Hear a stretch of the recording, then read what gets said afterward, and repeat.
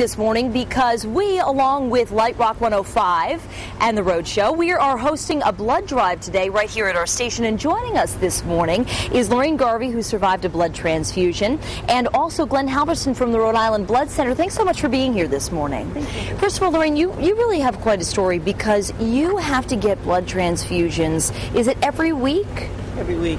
Why is it that that's so important to your quality of life and your care? I have an anemia, and if I don't get the transfusions, then I can't function. As a matter of fact, you're going right after this interview, you're going right for a blood transfusion this morning. That's correct. And how long do the blood transfusions take?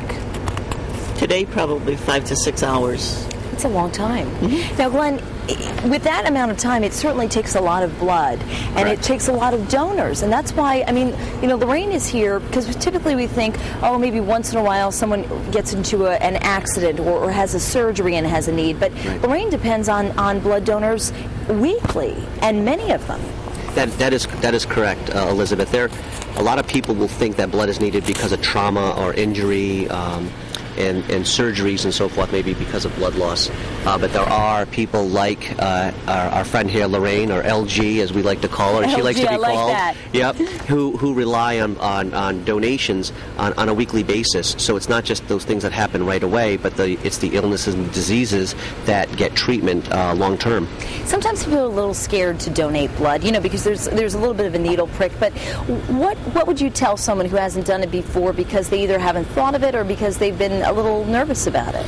Well, to think of people like LG, to think of people who need it on a regular basis. Their children, parents, grandparents, like LG, yet again, who require hundreds, if not thousands, of people who require blood transfusions on a daily basis. So to think of them, to think that how many times they get the needle prick you were talking about, the stick, how many transfusions they get on a weekly, if not monthly basis, that just a little stick, a little bit of your time, to think about that it's not that big of a deal to think of others and the little bit of time it will take on your behalf. Glenn, it's funny because you say it's not that big of a deal, but Lorraine, it is a big deal to you, isn't it? It's a big deal. And it means a lot to you when people come out to donate. It does. Not just to me, to other people. I see it weekly at the Fain Center, and it's heartbreaking sometimes because sometimes they tell them they don't have the blood or they don't have the platelets,